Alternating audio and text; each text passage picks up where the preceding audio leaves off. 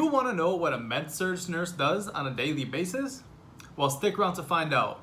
My name is Tribe Nursing. I make nursing content related to nursing lectures, study tips, and I also do vlogs.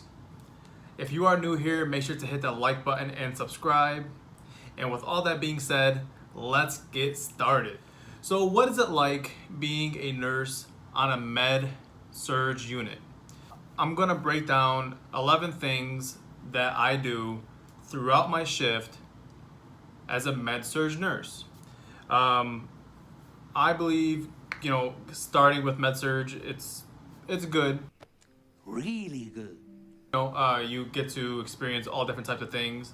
You really do learn how to become a nurse, which is very beneficial if you are trying to branch out into different areas of nursing, such as critical care or OR or PACU, whatever you may like. It's a good way to start off your career. Although it does have its own stressors, so keep that in mind. So with all that being said, I'll start off with what I do as a med-surg nurse. So the first thing that I do when I come to work is that I look up my patient's meds. I usually come in about 30 minutes early, within an hour, and I look up my patient's meds, the patient's history, and their diagnosis, like why are they here, how much oxygen they're on, the orders that are placed in for this patient, just kind of getting a brief idea of what I'm walking into. So the second thing I do after clocking in, I get report from the morning nurse. During this process, I get a better understanding of why the patient is actually in the hospital for. They relay information on what I need to do throughout the evening because I am a night shift nurse. Things I have to complete throughout my shift. Just getting information about their code status, their diet, their activities, how they are as a patient, what their diagnosis is, just giving me a rundown of that patient. So getting report is a big thing in nursing. The third thing I do after getting report, I introduce myself to the patient. I go through, typically I have about 5 to 6 patients an evening. Throughout this process, I start with all my patients. I go through each patient and I introduce myself. I write my name on the whiteboard. I explain that I'll be back with their medications, and if they currently need anything, I'll definitely attend to that right away. So introducing yourself is a good way to start off your shift, and a good way to see your patients. You never know what you're walking into, so it's good to introduce yourself. See how their personality is and see how they're looking as far as their medical diagnosis. The next thing I like to do is gather my medications. There's a couple ways you can do this. If you are brand new, I suggest you do it you do one patient at a time. Let's say if you have room 6, for example, let's start with room 6. Get all their medications, make sure to write all their meds out. This is what you typically do when you come in before your shift. You look up the patient, so you're more organized.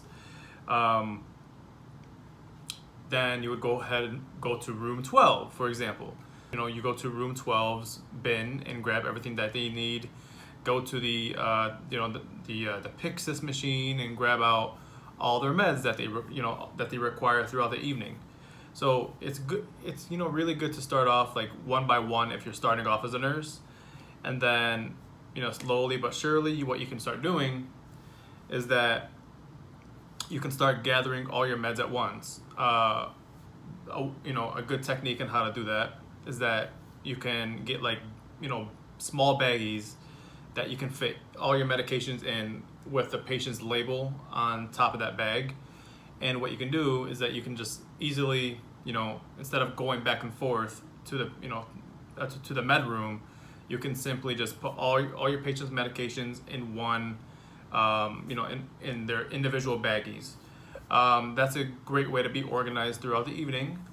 But as I said, if you are starting off, I suggest just doing it one by one, just to get a hang of things. Something to keep in mind while gathering all your medications at once is that you need to also keep in mind of others. If you have only one med room, you might need to be fast because other nurses are probably going to be getting angry, that you're hogging all the the Pyxis and the bins, and so that's something else to keep in mind. So the next thing I'm doing after I gather the medications, I am now passing the patient's medications. During this process, I'm passing the medications.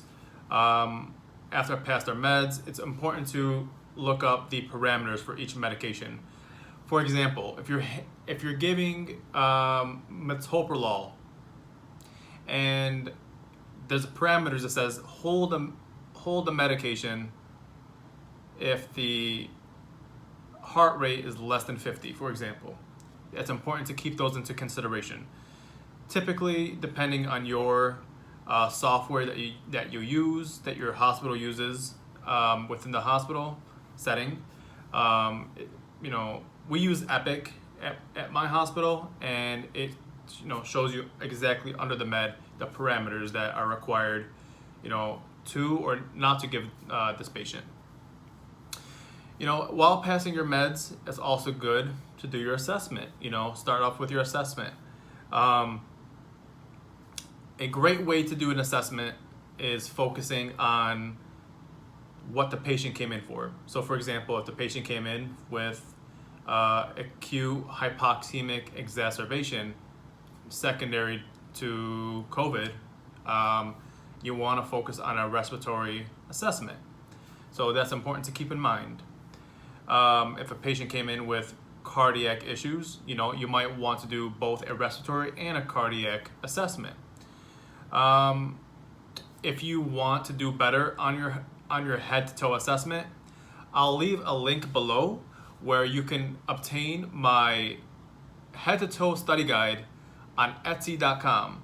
From what I have been told, it is an excellent study guide, and it helps all nursing students and all brand new nurses be more organized throughout their head-to-toe assessment. It's currently ranked #1 on my Etsy page, so make sure to check it out, and it's on sale, so keep that in mind. After your assessment, sometimes you need to be sending pages to the physician about certain things. Sometimes, like for example, their telemetry monitor might be expiring soon, so it's important to renew that. If the patient is on restraints, it's important to get that renewed, or figuring out if the provider wants to discontinue it or not based off the patient's mental status, patient's overall well-being. If the patient is willing to cooperate with healthcare staff. It's important to understand that paging about necessary information is very important. For example, if you are working a night shift, there are different times of the day, there are different times within the evening that it's appropriate to send a page to a provider. Depending on who is covering for your patient, you'll get to know who your providers are, and you'll get to know their personalities. If it's an urgent issue, it doesn't matter what time I'm sending that page. I'm not waiting. Although if a patient's telemetry is expiring, it's important to obtain the information early on within your shift so you can send it and be proactive. Being proactive is important within med-surg. Med-surg, from what I have noticed, it is task-based. That's one thing that is an issue with med-surg, in my opinion, but I'll go into that at the end of the video. The next thing you want to do after you've passed your meds, you've done your assessment for all your patients, now is a good time to start charting. During my charting, I like to, grab my food that I have brought from home, and while charting, I like to just, eat, because that's most likely the only time you're gonna probably eat. So I chart and I eat at the same time because it's just convenient for me. If you are having a slow night, yeah, go ahead and take your break for sure. Definitely take that break of yours, because either way, it's being taken out of your check. You're automatically deducted that 30 minutes off your check. So it's important to keep that in mind. Although, if your patients are tanking, I'm not taking a break. I'll just, stabilize the patient, and then I'll just eat on the go. You are working for 12 hours. You do need to have some nutrition going on. So it's important to keep that in mind. After charting, typically this usually runs this. I usually finish my charting around 12 to 1 a.m. At this point, I'm monitoring my patients until 4. Things I'm looking for while monitoring my patients. Typically, I have my patients on a continuous pulse ox. If they're on telemetry, I'm monitoring their tele. I'm monitoring their oxygen as well, which is important. So between like that 1 to 4 a.m., I'm just monitoring my patients. So that's like the good time, just to and you're answering call lights too. So keep that in mind. While monitoring your patients, another good thing to do is looking up your patients at, on a deeper level. Going deep into their notes, understanding what exactly is going on with your patient. This is the best time to do it, between like the 1 a.m. to 4 a.m. range, because at this time you don't really have to do any blood draws yet. If your patient has a central line, you don't have to pass meds yet. Typically, you start passing meds from like 4 to 7, and then you're also drawing blood from 4 to 7. So keep that in mind as well. It's important to look up your patients for a couple reasons, actually. You are really understanding the basis and the medical diagnosis of your patient, and it's a good way to learn. It's a good way to learn if you're new. Keep that in mind as well. It's great to look up your patients. Try to understand the patho behind things, understand why these patients are on certain medications. It's a good way to learn, I promise you. So look up your patients. The second reason why it's important to look up your patient is so you can give a efficient report during the next shift. What I like to do is that I like to go through each patient's plan. Under the plan is what I usually pass on to the next nurse. I'm like, okay, this patient will be going to rehab. This patient will be, just monitor their oxygen, continuing this specific medication, their plans, their family plans, so day shift could, collaborate with other providers and have a more understanding. After looking up your patient, what I like to do is begin to pass meds. So typically at this time, it's around 4:30, 5 a.m., 5 a.m. So you're usually passing your 6 a.m. meds. At least in my institution, we're able to pass meds 1 hour before it's supposed to be given. So typically I like to pass meds around 5 a.m. on an ideal shift. Typically, nursing is crazy, so you just need to wing a lot of your tasks throughout the evening. Passing your morning meds, passing even if you are able to pass your 7 o'clock meds as well. The one thing I don't like to pass around at 7 a.m. is the insulin. I don't like to pass the insulin because, first off, the patient doesn't have their tray yet, their breakfast tray. So if you're giving insulin, it's gonna tank their blood sugar, and you're supposed to at least balance it out, have the patient eat, let them take their fast-acting insulin. So that's something I let day shift do. Although you are giving insulin throughout the evening as well, so keep that in mind. So you've passed your meds, your patients are stable. Now it's time to give report. Giving report is a interesting process that takes time to get a hang of.